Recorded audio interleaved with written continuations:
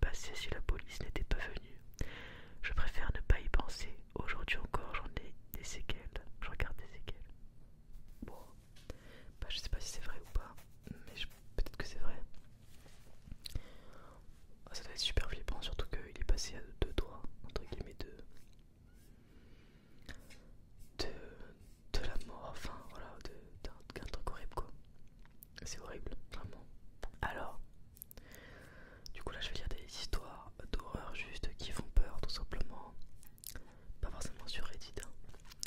Alors, histoire numéro 1, la gardienne en danger.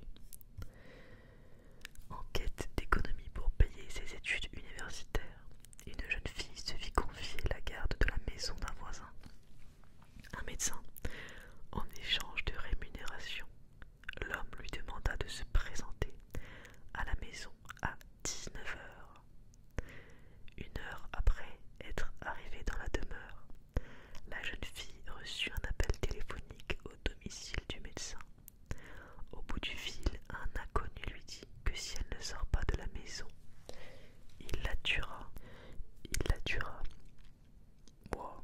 Effrayé, l'étudiante raccrocha, puis regarda sur l'afficheur. Étrangement, la personne qui avait téléphoné avait utilisé une ligne privée. 30 minutes plus tard, le téléphone sonna à nouveau. Si tu ne sors pas bientôt de la maison, je te tuerai, déclara le même homme à la voix rauque au bout du fil. Moi, je serais déjà partie de la maison depuis longtemps. Terrifiée, la jeune fille raccrocha et appela la téléphoniste. Cette dernière lui suggéra de garder l'homme en ligne environ 1 minute pour qu'elle puisse retracer l'appel si cela devait de nouveau se produire. Du coup, je suis sur un site canadien, c'est pour ça qu'ils ont dit la téléphoniste. Et 30 minutes plus tard, le téléphone sonna de nouveau. Le même homme.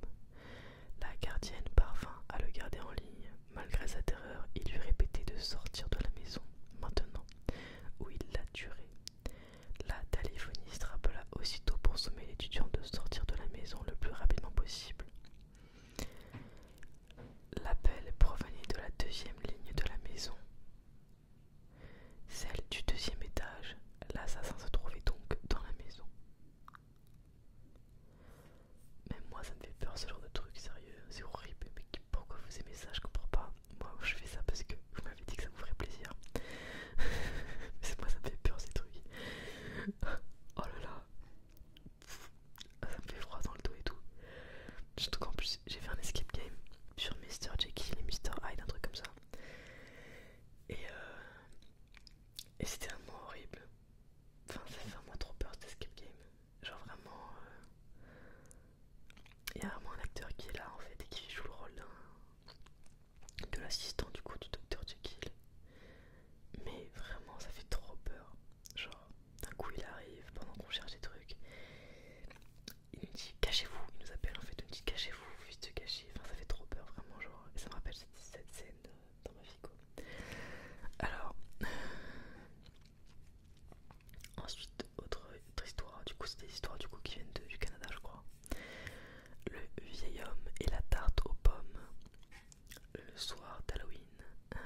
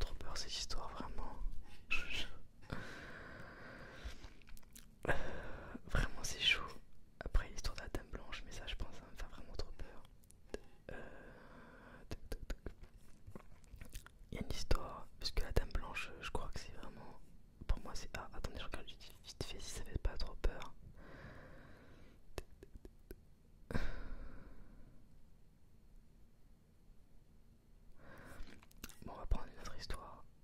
La station-service, je sais pas de quoi ça parle. C'était une nuit sombre et brumeuse. Denise avait de la difficulté à rester éveillée et la route était trempée.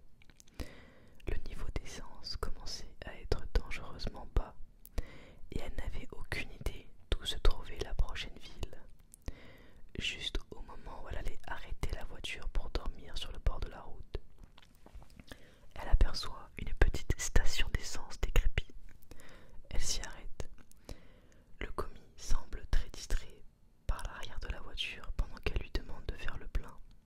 Ah, le commis, c'est la personne qui met l'essence du coup. Il s'exécute enfin, mais lui demande d'ouvrir le capot parce qu'il flaire un problème. Le cœur de Denise fait 3 tours. Elle est seule dans une petite station-service crasseuse au milieu de nulle part.